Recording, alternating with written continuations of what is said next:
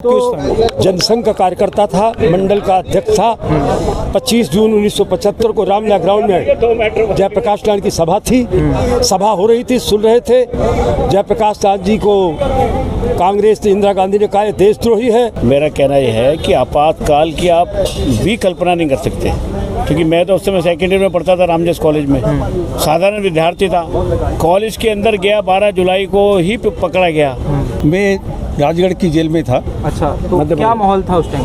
वास्तव माहौल क्या था? माहौल तो जेल का माहौल जेल ही होता है, परंतु ये खेलने के लिए श्रीमती इंदिरा गांधी ने अपनी कुर्सी बचाने के लिए। नमस्कार, आप देख रहे हैं JK24/7 न्यूज़। मैं हूं आपके साथ विशाल सिंह। राजधानी दिल्ली के दिल कहे जाने वाले कनॉट प्लेस पे आप मेरे पीछे देख सकते हैं एक जो एग्जीबिशन लगाया गया भारतीय जनता पार्टी के वरिष्ठ नेता और पूर्व केंद्रीय मंत्री विजय गोयल जी की तरफ से, जो 25 जून 1975 में राष्ट्रव्यापी जो आपातकाल लगा था उसकी जो प्रस्तुति यहाँ पर की गई है। आप देख सकते हैं तिहाड़ जेल का जो एक यहाँ पर प्रदर्शनी लगाई गई है, उसमें बाईं तरफ आप देख सकते हैं भ्रष्टाचार में जो जेल गए उसमें जो 2 पुतले लगा रखे हैं, मनीष सिसोदिया और सत्येंद्र जैन के, जो कि दिल्ली के मंत्री रह चुके हैं पहले। और वहीं दूसरी ओर लोकतंत्र के लिए जो जेल में गए हैं, जो स्वतंत्र सेनानी थे अंदर, वहाँ पे जो लोकतंत्र आपातकाल के दौरान जिन्हें जेल हुई थी, बेरहमी से बदसलूकी से जेलों में बंद कर दिया गया था, वो सभी लोग इस साइड खड़े दिख रहे हैं। तो जो लोग हैं यहाँ पर जो आपातकाल के दौरान युवा हुआ करते थे, अब उनकी उम्र काफ़ी हो गई है, उनसे चर्चा करेंगे उस दौरान क्या कुछ माहौल था। क्या नाम है सर आपका? मैं लाल बिहारी तिवारी हूँ। मैं पूर्व सांसद हूँ, पूर्वी दिल्ली से 3 बार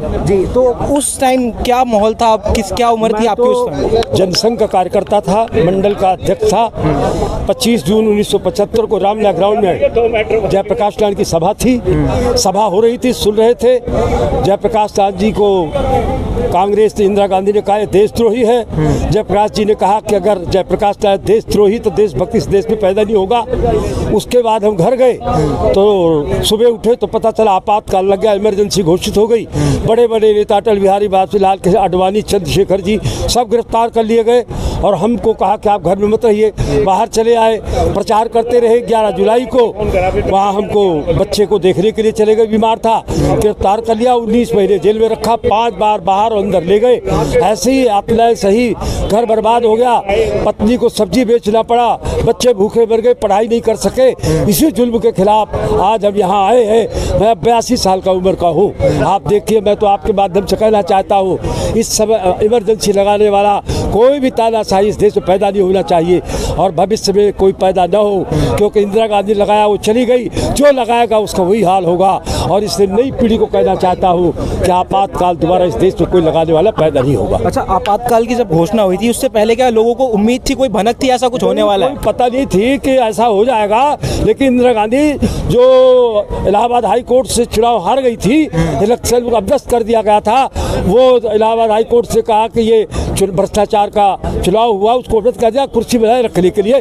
उसने इमरजेंसी लगा दी थी और वो काला कानून लाए, उस पर लाखों लोगों को जेल डाल दिया और लोग जेल में सड़ गए। अच्छा, अभी की जो विपक्ष है कांग्रेस, वो लगातार कहती है कि दोबारा ऐसी स्थिति आ सकती है देश में। आज का क्या बताएं कि जो लोग कांग्रेस के साथ अत्याचार करने वाली इंदिरा गांधी की पार्टी के साथ थे, वही आज उनके साथ में रह रहे। उनको ये नहीं पता कि तुम्हारे साथ भी अत्याचार हुआ, तुम्हारे भी लोग जेल गए थे, तुम्हारे बच्चे बर्बाद हुए थे, उनको भी भुगतना पड़ेगा अगर ऐसा वो करेगी तो। दोबारा ऐसी स्थिति आ सकती है देश में? आना नहीं चाहिए, आएगी तो जो हाल इंदिरा का हुआ वही उसका हो जो है। तो यहाँ पर जो सांसद थे इनसे बातचीत करी हमने कि उस दौरान क्या कुछ माहौल था। और यहाँ पर आप देख सकते हैं जो पूर्व केंद्रीय मंत्री विजय गोयल जी यहाँ पर मीडिया वालों से बातचीत कर रहे हैं और इनके पीछे भी काफ़ी लोग नजर आ रहे हैं आपको, जो उस आपातकाल के दौरान जेल में बंद थे। और भी लोगों से चर्चा करेंगे। यहाँ पर काफ़ी सारे बुजुर्ग काफ़ी संख्या में यहाँ पर आए हुए, उनसे बातचीत करेंगे, उनसे जानने की कोशिश करेंगे कि आपातकाल के दौरान जब घोषणा हुई थी तब माहौल कैसा था, उन्होंने क्या कुछ देखा है। सर, क्या कहना चाहेंगे जब आपातकाल लगा, आपकी आंखों के सामने की चीज़ें, आज के लोगों ने सिर्फ किताबों में पढ़ा है, सब क्या बोलना चाहेंगे? मेरा कहना यह है कि आपातकाल की आप भी कल्पना नहीं कर सकते, क्योंकि मैं तो उस समय सेकेंड ईयर में पढ़ता था रामजस कॉलेज में, साधारण विद्यार्थी था।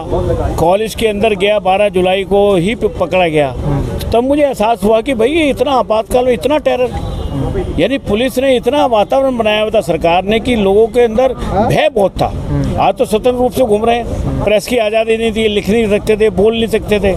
हमारे घर से एक पोस्टर आपने देखा होगा यहाँ लगा हुआ है, तानाशाह की अंतिम जगह इंदिरा गांधी का, वो हमारे घर से पोस्टर पकड़ा गया था। पिताजी को मेरे रिमांड पर लिया, माताजी को गिरफ्तार किया, अन्य साथियों को पकड़ा।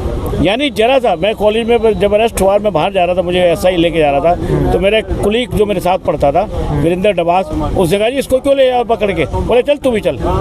यानी 15 दिन उसको भी रखा, उसको भी वैसी ही यातनाएं थी। तो पुलिस को ये समझ ही नहीं थी। पुलिस को बस एक था कि जो भारत माता की जय बोले, इंदिरा गांधी का विरोध करे, इमरजेंसी का विरोध करे, उसको छोड़ना नहीं है। जब आप लोगों ने इतनी यातनाएं सही तो कोई उम्मीद थी कि ऐसा कुछ भी हो सकता है देश में? ईमानदारी की बात है कि कोई उम्मीद नहीं थी हम बचेंगे। आज हम भले ही कुछ भी कहें, हमने ये करा, हमने वो करा, हमें तो एक जुनून था, हमें नहीं पता था कि हम क्या कर रहे हैं। एक भारत माता का ये प्रति एक संघ से जुड़े हुए थे, इसलिए स्नेह था। 2 ही नारे थे, भारत माता की जय और इंदिरा गांधी हटाओ, तानाशाही मुर्दाबाद। बाकी हमें कुछ नहीं, किसी को भी नहीं पता था। सब लोग, मेरी 18 साल उम्र थी उस समय, ये मेरे साथ सत्याग्रह करके गए, 15 साल के थे, स्कूल में पढ़ते थे 10वीं क्लास में। मतलब ऐसे लोगों में केवल एक संघ ने जो जुनून जगाया था, भाई जो इंदिरा गांधी ने सारे देश की व्यवस्थाओं को तहस नहस कर दिया है, उसको पुनर्जीवित करना है। और ये मैं आपको बिल्कुल विश्वास के साथ कह रहा हूँ कि यदि इमरजेंसी ना लगती तो अटल जी प्रधानमंत्री नहीं बनते, नरेंद्र मोदी प्रधानमंत्री नहीं बनते, लोकतंत्र जिंदा नहीं रहता। ये आज जीवित लोकतंत्र इसीलिए है कि इमरजेंसी लगी, लोगों ने उस भय को देखा और उस आतंक को हटाया, और हटाने का ये आज परिणाम है कि लोगों में आज भयभीत नहीं है, लोग निसंकोच लोग से बोलते हैं। अभी की स्थिति की बात करें तो जो अभी का विपक्ष है वो लगातार कहता है लोकतंत्र खतरे में, तो क्या वैसी स्थिति दोबारा आने की नौबत हो? मेरा देखिए ऐसा है, ये राजनीतिक मुद्दा है तो। और जटेजा जी, इधर जटेजा जी हमारे पूर्व केंद्रीय मंत्री हैं, वो केवल ये है कि उनको अपने परिवार को बचाना है, अपने भ्रष्टाचार को बचाना है, अपनी गुंडागर्दी को बचाना है, अपनी जो अनियमितता है उनको बचाना है। इसलिए वो बार बार कहते हैं कि लोकतंत्र नहीं है। भाई यदि वो ये बात बोल रहे हैं तो लोकतंत्र तभी तो बोल रहे हैं। इमरजेंसी में तो इतना बोल ही नहीं सकते थे आप, इमरजेंसी में लोकतंत्र था ही नहीं। तो इसलिए सीधा अंतर है कि वो केवल एक अपने परिवार को, व्यक्ति को बचाने के लिए, पार्टी को बचाने के लिए, अपने भ्रष्टाचार को छुपाने के लिए कह रहे लोकतंत्र नहीं है। और ये बोलने का ही जो प्रमाण है ये है कि आपातकाल नहीं है, लोकतंत्र है इस समय इस देश में। और ये मैं समझता हूँ ये जो लोकतंत्र की लड़ाई हमने लड़ी, दूसरी आज़ादी की लड़ाई, उसके कारण ही आज लोकतंत्र भी जिंदा है और माननीय मोदी जी की सरकार भी बनी है, ये मेरा कहना है। तो पूर्व केंद्रीय मंत्री जी मौजूद है बातचीत के लिए। सर आप कहाँ थे उस समय जब लोग? मैं राजगढ़ की जेल में था। अच्छा, तो क्या माहौल था उस टाइम? वास्तव माहौल क्या था? माहौल तो जेल का माहौल जेल ही होता है, परंतु ये खेलने के लिए श्रीमती इंदिरा गांधी ने अपनी कुर्सी बचाने के लिए, उच्च न्यायालय का फैसला जब हो चुका था 12 जून को, उसमें उनको प्रधानमंत्री पद से और त्यागपत्र देना था। कोर्ट ने भी उनके सारे अधिकारियों को वोट डालने के अधिकार को लोकसभा में और उसमें सार प्रतिबंधित कर दिया गया था। तो ऐसे हालात में अपनी प्रधानमंत्री का पद बचाने के लिए, देश को आपातकाल में झोंकने के लिए, और उस वक्त का जो आंदोलन चलता था संपूर्ण क्रांति का, यह आंदोलन की जो भूमिका है लोकनायक जयप्रकाश ने, नानाजी देशमुख ने उस प्रकार की उस सारे संघर्ष को बढ़ाने का काम किया था। तो ऐसे परिस्थितियों से घबरा करके, डर करके, क्योंकि वो उस वक्त जो स्लोगन था, कौन चलेगा आज देश से भ्रष्टाचार मिटाने को, बर्बरता से लोहा लेने, सत्ता से टकराने को, आज देख ले कौन रचाता मौत की संग सगाई है, जयप्रकाश का बिगुल बजा तो जाग उठी तरुणाई है। सारा देश जाग उठा था और उसके कारण से सत्ता को लगा था, इंदिरा गांधी को लगा था कि मैं अब इस पर काबिज नहीं रह सकती हूँ। तब उसने भारत के संविधान के प्रावधान को, जो नागरिकता के अधिकार हैं उनको समाप्त करते हुए, लोकतंत्र को समाप्त करते हुए, लोकतंत्र का खात्मा करते हुए 1.5 लाख लोगों को जेलों के अंदर, जो लोकतंत्र के प्रहरी थे, उनको बंद करने का काम किया और हम उसमें रहे पूरे समय तक जेलों में। आपातकाल के दौरान जिन लोगों पर धाराएं लगाई गई थी, आज भी वो धाराएं अभी भी लगी पड़ी हैं, तो मौजूदा जो सरकार है उनसे क्या उम्मीद है, क्या डिमांड है कि हटाई जाए? भाई ये सब धाराएं उन लोगों के लिए हैं जो भ्रष्टाचार करते हैं। ये जो धाराएं हैं जो देश के साथ अपघात करते हैं, ये धारा जो है सारे जनता के लिए जो खतरे की बातें करते हैं, उनके लिए लोगों की वो धाराएं हम पर लगाई गई थी। हम तो विद्यार्थी थे उस वक्त, पढ़ा था मैंने, लॉ फाइनल मैंने जेल में ही किया।